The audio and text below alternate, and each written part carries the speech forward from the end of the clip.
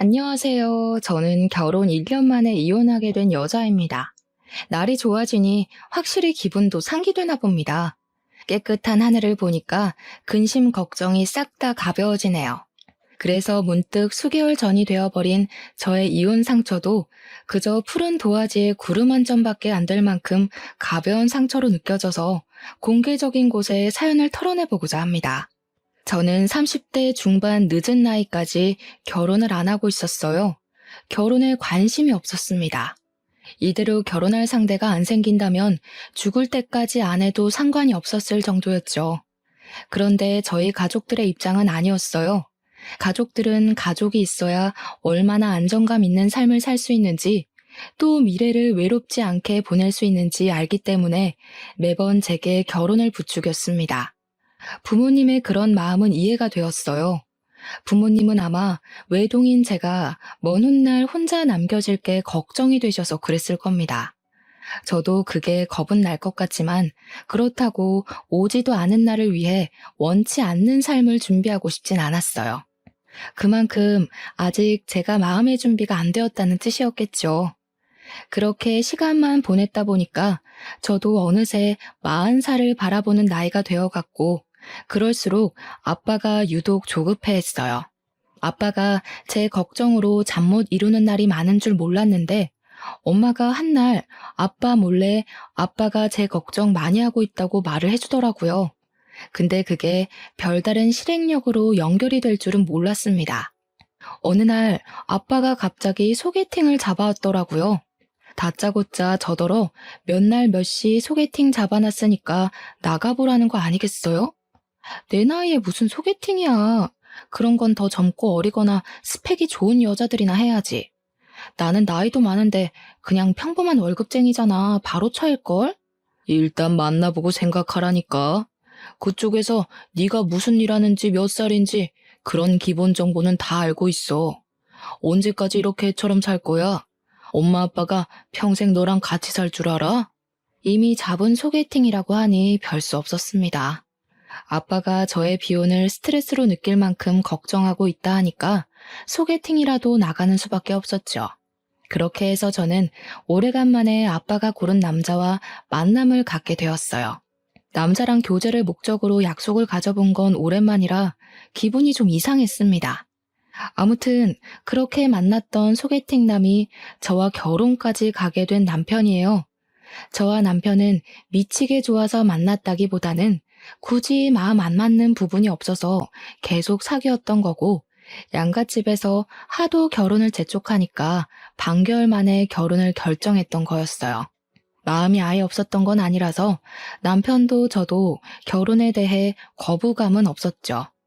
우리 둘 다 비혼주의가 강력했던 입장이 아니라 당연히 인연이 생기면 결혼할 생각이 있었으니까요. 저희가 결혼한다고 하니 혼수랑 예단은 양가집에서 알아서 다 해주셨습니다. 저희보다 더 신이 난 양가 집안 어른들을 보면서 저랑 남편은 부모님들께 여태 효도랍시고 해드렸던 건 별것도 아니었구나 싶었어요. 이제야 효도를 하는 것 같아 나름 뿌듯했었네요. 어쨌든 저희는 만난 지 반개월밖에 안 되었는데 얼떨결에 결혼까지 하게 되었습니다.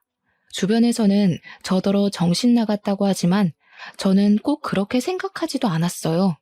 미치게 사랑해서 결혼해도 이혼하는 사람들이 태반인데 저랑 남편은 서로 덜 사랑했으니 사람을 더 객관적으로 보고 판단할 수 있었다고 봤거든요. 애초에 남편이랑 저는 서로한테 콩깍지가 없어서 서로에 대해 착각할 이미지 따위도 없었다는 겁니다.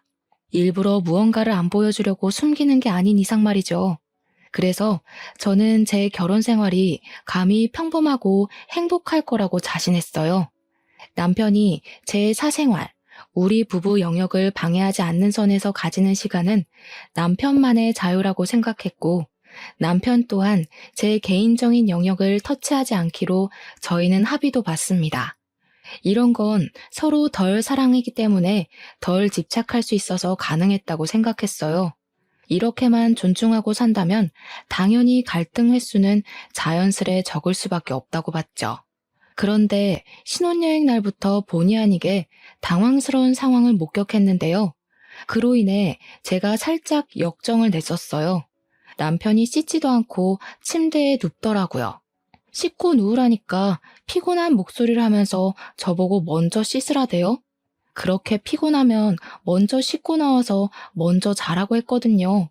그런데 그건 곧 죽어도 싫다더라고요. 이유는 단지 피곤해서였어요. 할 수 없이 제가 먼저 씻었습니다. 남편 피곤할 테니까 배려해서 일부러 서둘러 씻고 나왔어요. 그런데 남편 상태가 어땠는지 아시나요? 그 더러운 몸뚱어리로 이불을 돌돌 감아서 자고 있는 거 아니겠습니까? 심지어 이미 잠옷으로 갈아입은 채 말이죠. 잠옷으로 갈아입을 정신이 있었으면 먼저 씻으러 갈 것이지. 우리가 좀 오래 돌아다니긴 해서 피곤한 건 이해하겠는데 그렇기 때문에 더 씻고 자야 된다고 생각했거든요. 바깥 먼지도 둘러쓰고 땀도 흘렸단 말입니다. 그런데 남편은 찝찝하지도 않은지 그대로 잠들어 버렸더라고요. 제가 깨워도 꼼짝도 안 할 만큼 기절해버린 거 아니겠습니까? 일부러 안 일어나려는 것 같기도 했어요. 나중엔 결국 제 풀에 지쳐서 저도 포기해버렸어요. 피곤하니까 어쩔 수 없다 생각하고 남편을 이해해줬죠. 근데 남편이 다음날도 샤워를 안 하고 그냥 누우려고 하더라고요. 그건 좀 아닌 것 같아서 제가 필사적으로 침대를 막아섰습니다. 또 안 씻으려고? 좀 씻어. 어제도 안 씻었잖아. 찝찝하지도 않아? 자기한테서 땀냄새 엄청 나거든? 에이, 무슨 땀냄새가 난다고 그래. 가는 곳마다 에어컨 있어서 땀 생겨도 금방 다 증발해버렸는데. 지금도 만져봐봐. 안 끈적거리잖아. 과연 안 끈적거렸을까요? 어제 누적된 땀까지 곁들여져 사람 가죽이 아닌 다른 걸 만지는 기분까지 들었어요. 그 상태로 저를 안아주려고 해서 제가 진심으로 잔소리를 했더니 그제야 저한테 양보해주겠다는 듯 씻으러 가더라고요. 아무리 피곤해도 그렇지 땀 흘리고 샤워 안 하는 건 상대방에 대해 예의 없는 거 아닌가? 가는 동안에도 귀찮다고 얼마나 툴툴거렸는지 몰라요. 남편이 저렇게까지 귀찮아하는 모습은 처음 봤을 정도였습니다. 신혼여행 일주일 내내 제가 남편한테 씻으라는 말을 몇 번이나 했는지 모르겠어요. 연애 때는 전혀 그런 적 없었거든요. 물론 우리가 같이 해외여행을 갔을 만큼 장기간 연애를 해본 건 아니라서 원래 이런 사람인데 제가 몰랐을 수도 있어요. 그래서 남편한테 원래 그리 잘 안 씻냐고 직설적으로 물어봤는데요. 씻지 왜 안 씻어? 사람이 안 씻고 어떻게 사냐? 네 반응이 재밌어서 괜히 장난치려고 그러는 거야. 그 말에 진심으로 긴장했던 마음을 놓았던 기억이 나요. 남편이 정말 잘 안 씻는 게으름뱅이일까봐 얼마나 놀랐다고요. 제가 더러운 걸 잘 못 참거든요. 더 명확히 말하자면 깔끔한 사람을 좋아해요. 근데 남편이 평소 차림새가 참 깔끔해서 제가 많이 좋아했었어요. 그건 남편과 결혼하기 전까지 반개월 연애하면서 제가 많이 칭찬해줬던 부분입니다. 그래서 남편이 신혼여행 오자마자 갑자기 색다른 면모를 보여주길래 당연히 진짜 모습이란 생각을 못했죠. 그렇게 깔끔하던 사람이 순식간에 더러워지다니 단순히 신혼여행만의 문제라 생각하며 신혼여행 다녀오고 나서 남편 등짝을 한번 패주는 걸로 그 문제를 넘겼습니다. 그런데 혼란스럽게도 남편은 신혼여행 이후로도 더러운 짓을 멈추질 못했어요. 제 반응이 재밌다는 걸 핑계로 일부러 더 더러운 짓을 계속 자처했습니다. 그때마다 제가 남편을 질책하면 남편은 그저 미안하다고 실실 웃을 뿐이었죠. 그래도 그때까지는 여전히 남편이 장난치는 거라 생각했었어요. 그러나 본격적인 부부 생활을 시작하면서 저는 남편이 씻는 것에 진심으로 게으르단 걸 알게 되었습니다. 제 반응 때문에 장난치는 것이 아니라 제 반응을 핑계대면서 진짜 귀찮아하는 것이란 걸 눈치챘단 거죠. 어느 날 하루였어요. 남편이 자기 전에 화장실을 다녀오는데 회색 바지에 물기를 묻혀온 겁니다. 심지어 손을 바지에 벅벅 닦으면서 들어오더라고요. 잠자리를 준비하던 저는 남편을 보면서 순간적으로 몸을 일으켰어요. 바지 앞에 물 뭐야? 설마 소변 아니지? 설마 다 큰 어른이 그렇게까지 칠칠 맞은 짓을 했을까? 손 씻다가 흘린 거야? 소변 맞는데? 실수로 좀 묻었어. 여자들은 모르는 남자만의 고민이야. 이런 건 예민한 부분이니까 웬만하면 지적하지 말아줘. 남편은 뭐가 그리 재밌는지 키들거리며 침대로 올라오려고 했어요. 저는 진심으로 너무 더러워서 머리털이 솟는 기분이었습니다. 얼른 일어나 남편이 침대에 못 올라오게 막았어요. 아까 손을 바지에 닦는 것 보니까 손도 안 씻은 것 같더라고요. 저는 남편을 방 밖으로 떠밀면서 가서 씻고 오라고, 안 그럼 밖에서 자게 할 거라고 내쫓아 버렸어요. 그랬더니 남편이 피곤했는지 살짝 귀찮아 하더라고요. 약간 짜증나 있는 것 같기도 했습니다. 결혼까지 해놓고 왜 이제 와서 유난이야. 더 이상 서로 잘 보이려고 안 해도 되잖아. 우리 이젠 좀 편하게 살자. 나도 너 약점 다 눈 감아 줄게. 뭘? 이건 약점이 아니라 기본 예의거든? 네가 이렇게 소변 묻히고 다니는 거 언제 나한테 보여준 적 있냐? 보고 싶지도 않은데 지금 본 것도 진짜 너무 충격적이거든? 내가 말 안 했었나? 나 손 안 씻고 네 손 잡은 적은 많은데 어쩐지 좋다고 잘만 잡길래 그런 거 거부감 없는 줄 알았네. 그 말에 제가 대꾸도 못하고 충격받고 있으니까 남편이 저를 보곤 웃음을 빵 터트리더라고요. 그러면서 저보고 자기가 손 씻었는지 안 씻었는지 모르지 않았냐면서 아주 적반하장으로 나오는 겁니다. 진심으로 기분 상한 내 표정은 보이지도 않는지 남편은 손을 씻고 방에 들어가 누울 때까지도 낄낄거렸어요. 일단 이미 지나버린 일이니까 앞으로 주의시키는 게 더 중요하다고 생각해서 저는 남편에게 확실히 제 의사를 말했어요. 그리고 저는 이날의 악몽이 겨우 불길함의 시작이었다는 게 아직도 충격입니다. 쎄한 기분에 시동이 걸리더니 시간이 갈수록 남편은 잘 안 씻는 걸로 모자라 그냥 위생 상태가 개쓰레기급이라는 걸 스스로 증명해 나갔어요. 제가 결혼한 사람이 맞나 싶을 정도로 낯설었습니다. 어째 같이 살면 살수록 모르는 이 같아지는 건지 참 알 수 없는 일이었죠. 남편은 대변도 깔끔하게 못 닦아서 이상한 냄새를 달고 다녔고 희한할 정도로 옷을 잘 안 갈아입었습니다. 그리고 신혼여행 때처럼 땀을 흘리더라도 식어버리면 샤워를 안 하는 거는 물론 하다못해 발조차도 안 씻었어요. 그래서 남편이 지나다니는 곳마다 발냄새가 온 바닥에 찍혀서 향이 진동을 합니다. 제가 씻으라고 잔소리를 해도 그때뿐이었어요.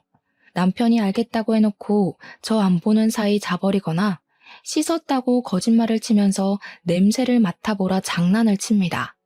장난도 한두 번이지 사람 예민한 문제를 갖고 계속 건들면 화가 나기만 하잖아요. 언제는 시모가 우리 집을 방문했었는데요. 그날 남편도 있었어요. 마침 남편이 발톱 갖고는 손이랑 발을 안 씻고 자꾸 다른 물건을 만지더라고요. 그래서 잘 됐다 싶어 제가 약간 장난식으로 시모한테 남편 발 좀 씻으라고 말해달라 했거든요. 사람 사는 게 다 저렇지 뭘 그러니.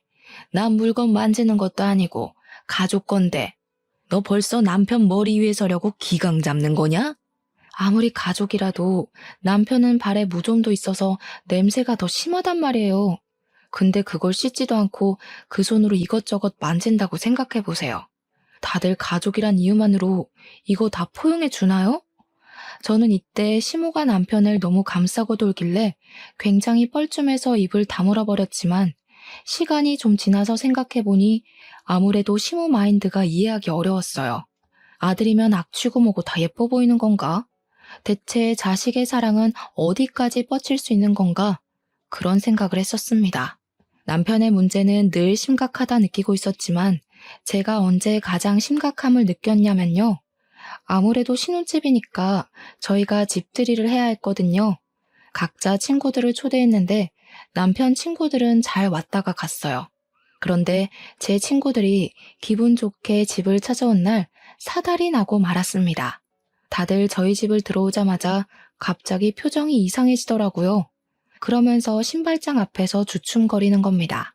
이런 말하기 미안한데 왜 집에서 외국인 암내가 나니? 나 이런 냄새 중국에서 교환학생 다닐 때 지하철에서 맡아본 것 같은데? 야, 여기서 어떻게 살고 있어? 진심으로 토할 것 같아. 그냥 나가서 집들이 하면 안 되겠니? 친구들 반응 때문에 제가 얼마나 당황했는지 모릅니다. 친구들은 집안에서 진동하는 액취증 냄새 때문에 마치 남의 겨드랑이에 파묻혀 있는 것 같다면서 급기야 한 친구는 숨쉬기 어렵다고 못 참고 나가버렸어요. 결국 환기 다 될 때까지 우리 집에 아무도 못 들어가겠다는 사태가 벌어지고 말았습니다. 저보고 괜찮냐고 묻는 친구들에게 저는 견딜만 하다고 어색하게 웃어 보일 수밖에 없었어요.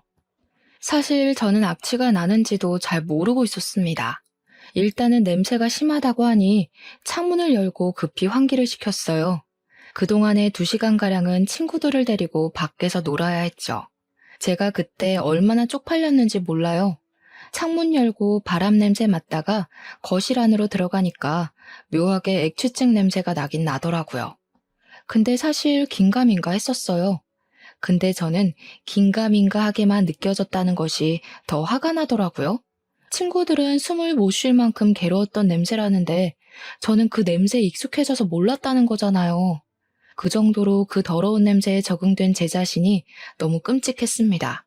언젠가는 그 냄새가 곧 제 냄새가 될 수도 있는 거고 저도 모르는 사이 제 주변 사람들에게 안 씻었다고 억울한 누명을 쓸 수도 있는 거 아닙니까? 생각만 해도 기분 나쁘고 충격이었어요. 별거 아닌 것 같아 보이지만 집안에 존재하는 모든 것에 이상한 냄새가 밴다고 생각해 보세요. 이거 생각 외로 골치 아픈 문제입니다. 아무튼 환기가 되긴 했어도 가구들의 배인 냄새까진 어쩔 수 없어서 친구들은 잔잔한 액취증 냄새를 계속 느껴야 했습니다. 그 때문에 저희는 제대로 된 술자리를 갖지 못했어요. 친구들이 음식에서 액취증 냄새가 나는 기분이라면서 입맛이 뚝 떨어진다고 하더라고요. 저 같아도 음식 먹는데 겨드랑이가 떠오르면 입맛이 없어질 것 같거든요. 친구들이 대체 이런 냄새 왜 나는 거냐고 저한테 조심스레 물어보기도 했는데요. 그때 저는 순간 제 남편을 언급하는 게 창피해서 사실을 숨기고 말았어요. 잘 모르겠다고 그리만 둘러댔죠. 그러니 친구들은 장난친다고 혹시 외국인 우렁각시 사는 거 아니냐, 외국인 하숙생 있는 거 아니냐, 남편이 외국인 아니냐, 온갖 외국인 얘기를 다 갖다 붙였습니다.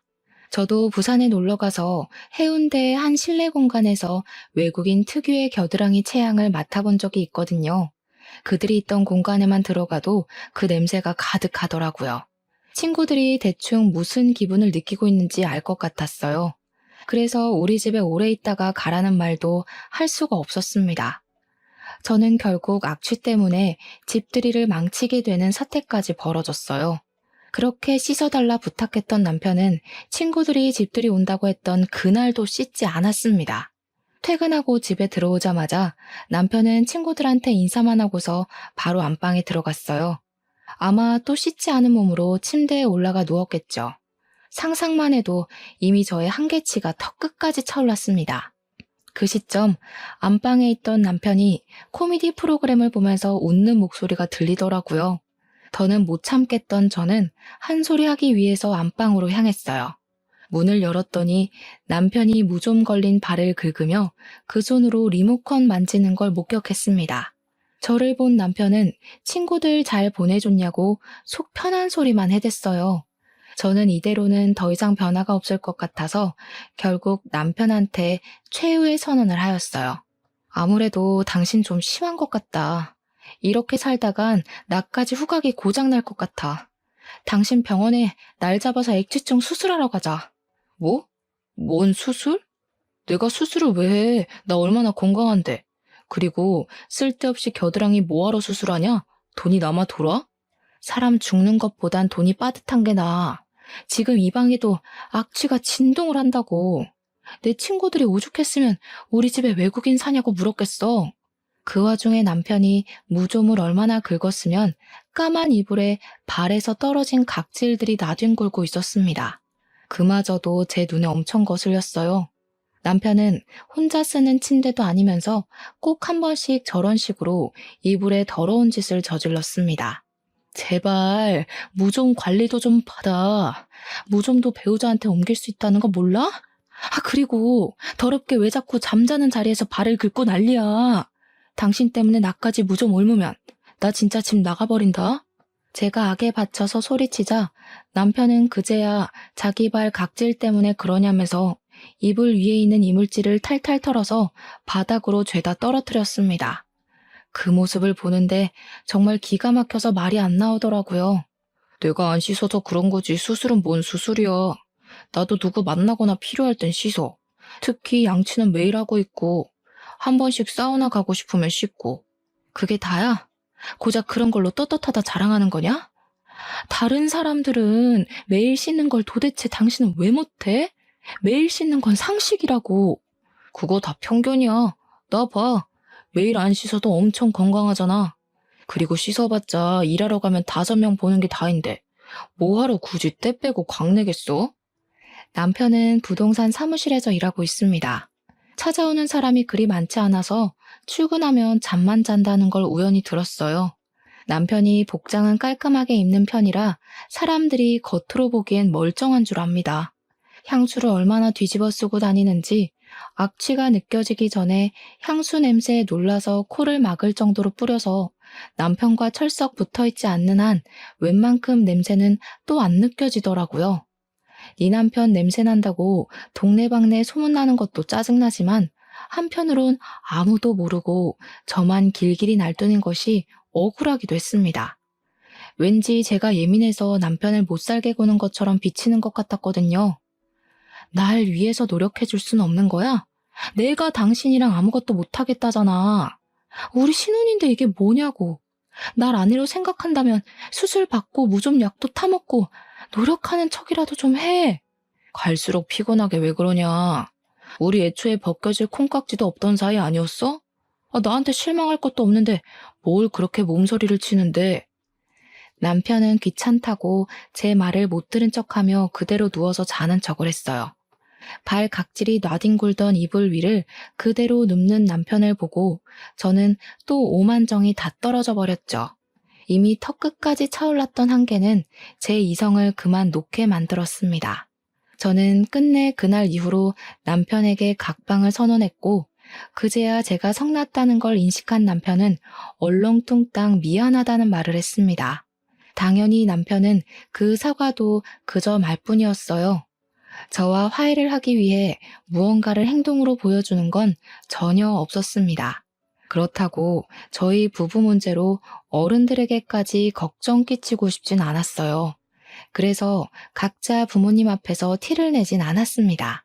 당연히 집안 행사가 있으면 문제 안 되게 착실히 이행했죠. 그나마 불행 중 다행이었던 건 시댁이 제사도 안 하고 명절도 안 지낸다는 것이었습니다. 두 분은 결혼하기 전에도 말씀하셨던 건데 명절 때마다 여행을 간다고 했었어요. 그래서 우리더러 친정을 가든지 여행을 가든지 알아서 하래서 그건 얼마나 좋았는지 몰라요. 결혼한 친구들도 저보고 유일하게 결혼 잘했다고 말해주는 부분이 바로 이 부분이었습니다. 그래도 남편이 친정에 가서는 우리 엄마가 시키는 대로 손도 씻고 나름 멀쩡한 사람인 척 하더라고요. 근데 그걸 보니 문득 나랑 연애할 때도 내가 보는 곳에서만 저런 식으로 멀쩡한 사람인 척 했겠구나 싶은 겁니다. 그 순간 잠깐 다스리고 있던 감정이 울컥 올라올 뻔했습니다. 뭔가 속아서 결혼한 기분이라고 해야 하나요? 신중하지 못해서 어른들 등살에 밀려 바로 결혼을 선택해버린 제 실수도 문제였지만 남편이 솔직하게만 말해줬어도 여기까지 오는 일은 없었을 텐데. 아무리 생각해도 화가 났어요. 친정에 있는 동안 내내 이걸 부모님한테 일러바쳐서 합가를 해야 하나 심하게 고민했습니다. 그러나 결국엔 또 고민뿐이었죠. 그렇게 무려 5개월이 더 지났고 저랑 남편은 그때까지도 각방을 쓰고 있었습니다. 중간중간 남편이 몇 번 화해 시도를 했었거든요. 그런데 그때마다 제가 의견을 굽히지 않고 수술하라 했더니 남편이 끝까지 수술은 하기 싫다고 하더라고요. 자기는 그 정도로 심각한 사람이 아니래요. 안 씻어서 그렇지 씻으면 없어질 냄새라나 뭐라나. 그래서 그럼 매일 씻으라고 하면 그건 또 뭐라고 변명하는 줄 아십니까? 지키지 못할 약속을 해버리면 나중에 제가 더 크게 실망할까봐 감히 약속을 못하겠다고 하는 거 아니겠습니까? 말만 미안하다 할 거면 왜 자꾸 저한테 말을 거는지 모르겠어요. 저는 남편의 반복적이고 똑같은 패턴의 사과를 더 이상 들어주지 않기로 했습니다. 그러니 제 태도에 기분 상한 남편이 우리 사이의 갈등을 끝내 시모한테 일러바쳤나 보더라고요. 아니나 다를까. 시모가 직접 우리 집까지 행차하신 거 아니겠어요? 생긴 건 길바닥에 떨어진 음식도 주워 먹게 생긴 것이 어지간히 깔끔 떠는 편인가 보구나. 우리 아들이 뭐가 더럽다고 수술까지 하라 그랬니? 어머님 들으셨어요? 어디서 어디까지 들으셨는지 모르겠는데 일단 남편이 위생 개념이 너무 없는 것 같더라고요. 그중에서 겨드랑이 냄새는 원래 그런 건지 갈수록 더 심해지는 것 같길래 수술 좀 권유해 본 거예요. 사람이 사람 냄새 달고 다니는 게 병자 취급당해야 될 정도인 줄은 몰랐네. 너는 냄새 안 날 줄 아니? 에휴, 남편이 바깥일하고 오면 고생했다고 밥상이나 맛있게 차려줄 것이지. 어디 냄새 난다고 구박을 해. 그게 고생의 흔적이라는 거 몰라? 어머님, 요즘 부동산에 사람 없어서 직원 급여 주기도 빠듯한 거 말 못 들으셨어요? 남편 출근하면 잠만 퍼질러 자고 온대요. 그리고 바깥일은 저도 한다고요. 적어도 같이 사는 사람에 대한 예의는 지켜야 저도 남편을 존중해줄 마음이 생기죠.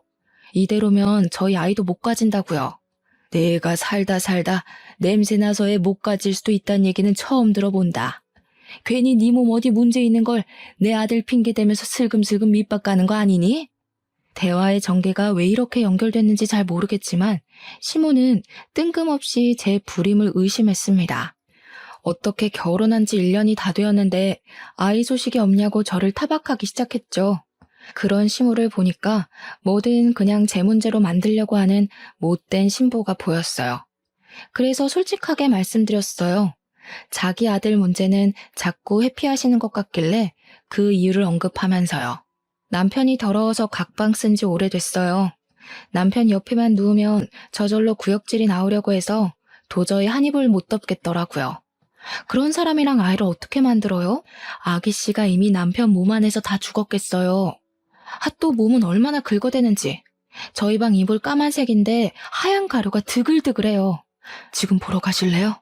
제가 시모를 앞장서 안방으로 가려고 하니까 시모가 짜증이 났는지 표정 썩히면서 저더러 건방이 하늘을 찌른다며 다짜고짜 뺨을 때렸습니다. 손찌검을 당할 줄은 몰랐기에 저 그때 상당히 당황했었어요. 대체 제가 왜 이런 문제로 맞기까지 해야 되는 건지 나중에는 억울함이 밀려오기도 했습니다. 그럼 내 아들이 여태 외롭게 지냈다는 거냐? 어디서 이런 불려우 같은 게 들러붙어선 감히 내 아들을 외롭게 만들어. 그렇게 내 아들이 냄새나고 더러우면 아예 집을 나가버리지 뭐하러 각방만 쓰고 앉았니? 말씀 잘하셨네요. 안 그래도 남편이 너무 고집부려서 이젠 그만 포기하려고요. 도저히 어머님 아들이랑 한 지붕 아래 사는 거 구역질나서 안 되겠어요. 여기 더 있다간 없던 병까지 걸릴 지경이라니까요.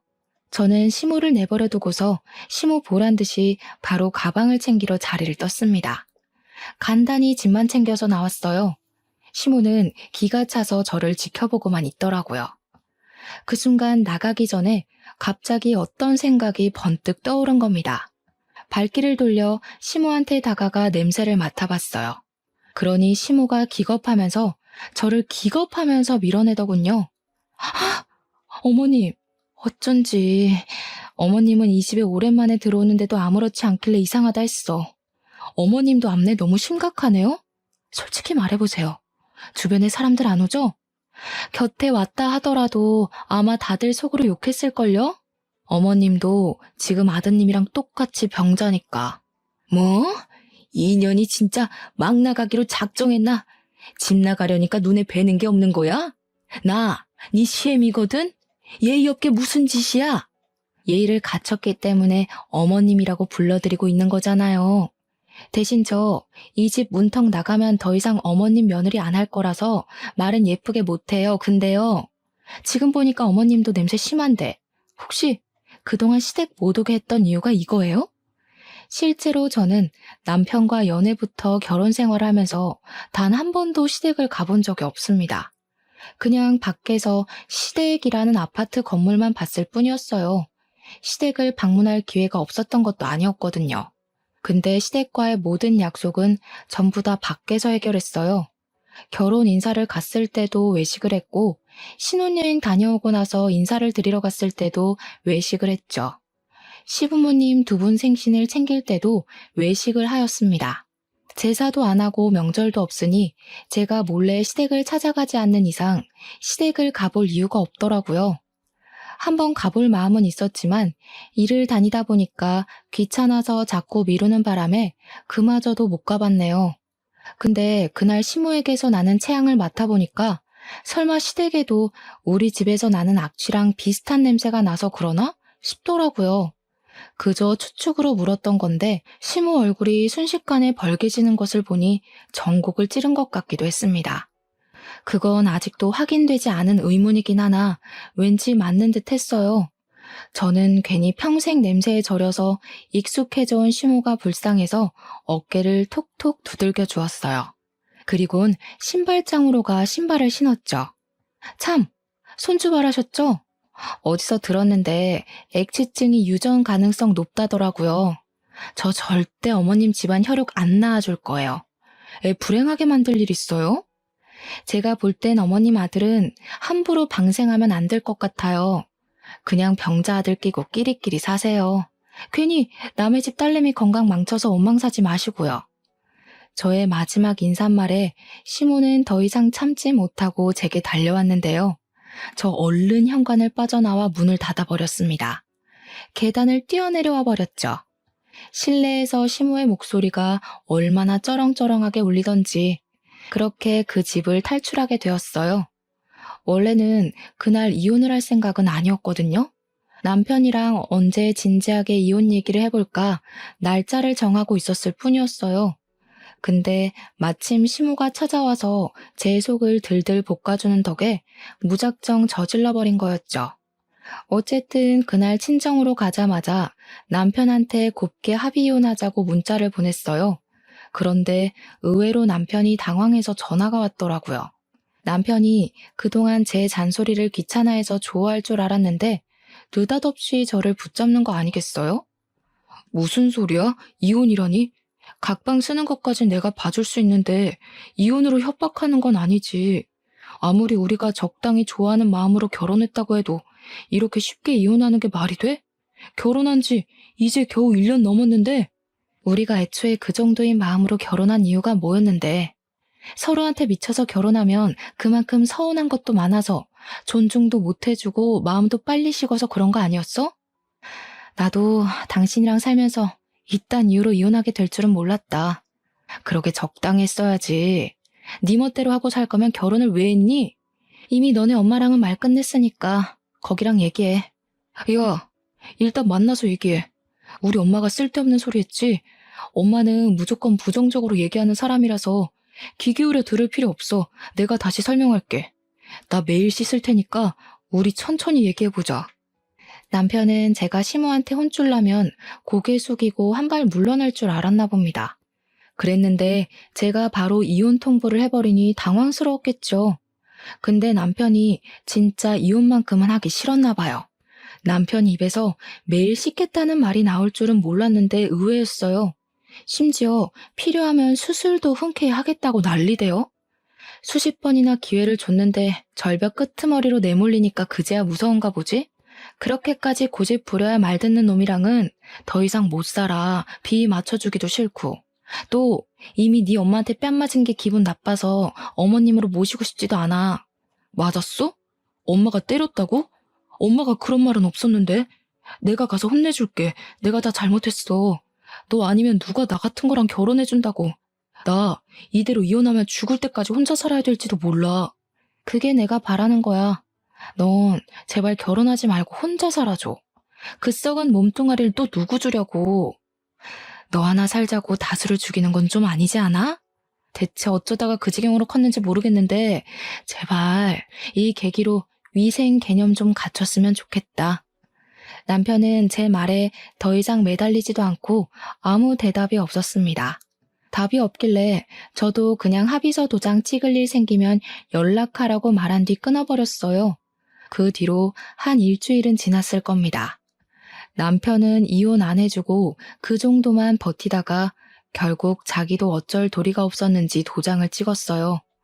어떻게 보면 더러운 부분 말고는 잘 맞았으니까 결혼까지 간 게 아닌가 싶은데, 한편으로는 더러운 것이 드러나자마자 좋았던 장점이 다 가려질 만큼 단점이 컸다는 거잖아요. 그렇기에 아쉬운 이유는 아니었습니다. 다만 사람 대 사람으로서 그런 식으로밖에 못 살고 있는 남편의 인생이 안타깝긴 하네요. 자기가 이혼당한 이유를 부디 수치스러워해서 앞으로는 관리 좀 하길 바랄 뿐입니다. 속은 시원했지만 저도 이혼을 했다는 것 자체는 참 상처고 속상한 일이었습니다. 한동안 직장 일도 손에 안 잡혔을 만큼 정신이 딴 곳에 팔려있기도 했어요. 그런데 저의 이혼에 대해서 저보다 더 가슴 아파하는 사람이 한 분 있었는데요. 바로 우리 아빠였어요. 제가 이혼을 해서 가슴 아파했다기보단 자기가 소개해준 사람이 그 모양 그 꼴이었다는 것에 죄책감을 느끼시는 것 같았습니다. 제가 괜찮다고 말씀드렸고 어른들의 부추김이 있었지만 결혼을 결정한 건 나와 남편이었다고 달래주었죠. 그런데도 아빠는 아무래도 제게 많이 미안했나 봅니다. 결혼한다고 다 안정적으로 살 수 있는 것은 아니라는 걸 제 결혼 생활을 지켜보면서 느끼셨던 것 같았어요. 엄마도 옆에서 아빠를 걱정했을 만큼 아빠가 제 이혼을 신경 쓰고 계셨다는데, 저는 여린 아빠의 마음을 어떻게 풀어드려야 되나 어느덧 그 고민에 빠지게 됐어요. 그 바람에 잠시 이혼에 대한 제 감정은 잊게 되었는데요. 그 무렵쯤이었습니다. 퇴근하고 귀가 중인데 갑자기 엄마한테 전화가 오더라고요. 받았더니 아빠가 집 근처 파출소에 있다고 그리로 오라는 거 아니겠어요? 무슨 일 생겼나 싶어서 그날은 지하철이 아닌 택시를 이용했습니다. 파출소 앞에 내려서 바로 안으로 들어갔죠. 그런데 그곳에서 아빠보다 먼저 눈에 들어온 사람들이 있었어요. 바로 전 남편과 전 시모였는데요. 그 사람들을 다시 본 것만으로도 당황스러운데 그것보다 더 당황스러웠던 건 따로 있었습니다. 전 남편 얼굴이 엉망이었다는 거예요. 제가 상황을 묻기도 전에 전 시모가 저를 발견하곤 벌떡 일어났습니다. 그리곤 제법 성난 얼굴로 달려들었어요. 갑자기 팔을 뻗어 무방비하게 서 있는 제 머리채를 잡고 흔들었죠. 남의 자식 건드릴 배짱이 있었으면 이 정도 각오는 했겠죠. 내 자식 저꼴 됐는데 가만히 있을 부모가 어디 있겠어요? 나도 내 자식 당한 것만큼 당신들 자식 똑같이 만들어버릴 거야. 오자마자 머리채를 잡히는 바람에 정신없이 당하기만 했는데, 그때 아무래도 장소가 장소인지라 사람들이 우르르 달려들었습니다. 저랑 전 시모 사이를 당장 갈라놓았고 저는 그곳에서 아빠의 생경한 모습을 목격하게 되었어요. 아빠가 경찰들이 붙잡고 있는 전 시모 얼굴이 손바닥을 휘날려 버리더라고요. 그걸 보니까 굳이 설명을 듣지 않아도 누가 전 남편 얼굴에 상처를 만들어놨는지 알 것 같았습니다. 뭘 잘했다고 말하는 꼬락서니까지 뻔뻔해서 내 딸을 모욕해? 이혼하면 다인 줄 알아? 애초에 바람 피워서 내 딸 인생 망쳐놓은 당신 아들이 맞을 짓 한 거 맞잖아. 내 딸이 무슨 죄야? 그 소리를 듣는데 머리를 한 대 맞은 기분이었습니다. 이게 무슨 소리지? 싶었어요. 저도 모르게 전 남편에게로 시선이 갔는데 전 남편이 저를 못 쳐다보더라고요. 곁에 있는 엄마가 설명해 주길 알고 보니 전 남편이 저 몰래 바람을 피우고 있었다 했습니다. 그것도 저와 이혼하기 전에 말이죠. 아빠가 그날 제게 전 남편 같은 사람을 소개해 준 게 미안해서 주선자와 만나 술 한잔을 했답니다. 주선자도 전 남편이 그런 사람이었다는 걸 아빠한테 들어서 알게 되었다고 해요. 두 사람은 본의 아니게 동병상련의 마음으로 서로를 위로하며 어쩔 수 없었다는 듯 그렇게 술로 마음을 달랬다고 했습니다. 그리고 자리를 마무리해 그 주선자를 먼저 택시에 태워보낸 아빠는 다음 택시를 잡으려고 했대요. 그때 우연히 전 남편을 보았다는 겁니다. 술이 몇 잔 들어간 아빠는 전 남편과 얘기를 하고 싶어서 전 남편을 불렀으나 전 남편은 누구를 만나러 가는 건지 걸음이 바빠 보였다네요. 근데 아빠가 그걸 계속 쫓아갔대요. 그리고 거기서 전 남편의 연인을 목격했답니다. 그걸 보면서 아빠는 좀 서운하긴 했지만 이미 이혼을 한 마당이니까 떠나버린 사이의 연애를 응원할 수밖에 없었다고 해요. 그렇게 걸음을 돌리려는 순간 전 남편이 하는 말 때문에 아빠가 그곳에서 전 남편을 향해 폭력을 휘두른 것 같았어요. 전 남편이 자신의 연인을 향해서 나한테 뭐라도 빼먹고 이혼하려 했는데 그러지 못해 시간만 허비하다 헤어졌다고.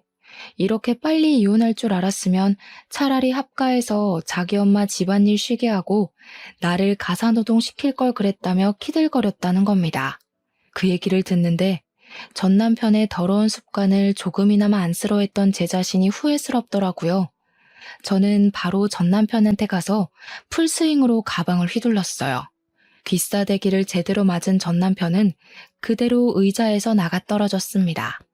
나도 너처럼 더러운 새끼랑 사느라 손해만 봤는데 돈도 못 받고 이혼해서 억울하더라. 야, 고맙다. 가는 길 아쉽질 말라고 이렇게 위자료까지 챙겨주려고 하네. 덕분에 소송할 게 아주 쏠쏠해졌어. 그날로 저는 상간녀 소송을 준비하게 되었습니다. 그쪽에서 아빠를 폭행죄로 고소할 거라길래 저도 시무를 폭행죄로 고소하겠다고 했더니 전 남편이 결국 아빠의 폭행 문제는 합의를 해줬어요. 이혼으로 끝인 줄로만 알았던 관계가 드디어 끝난 거라고 봐야 했어요. 만약 아빠가 알아내주지 못했다면 저는 전 남편에게 영원히 바보 전처로 기억되었을 거예요. 아빠는 저의 구세주입니다. 제가 지금도 그렇게 말해주고 있어요. 더러운 전쟁 같았던 제 사연 읽으면서 눈살 찌푸리진 않으셨는지요? 다른 무거운 고민과 달리 별 시덥지 않은 고민처럼 들렸을지 모르겠지만 제겐 일상생활이 송두리째 흔들렸을 만큼 괴로운 하루들이었습니다. 지금은 벗어나서 그저 평범한 삶이 감사하기만 하죠. 그러니 별것 아닌 것처럼 보이는 제 사연에도 응원 한마디씩 해주시면 감사하겠습니다. 들어주셔서 고마워요. 좋은 하루 보내세요.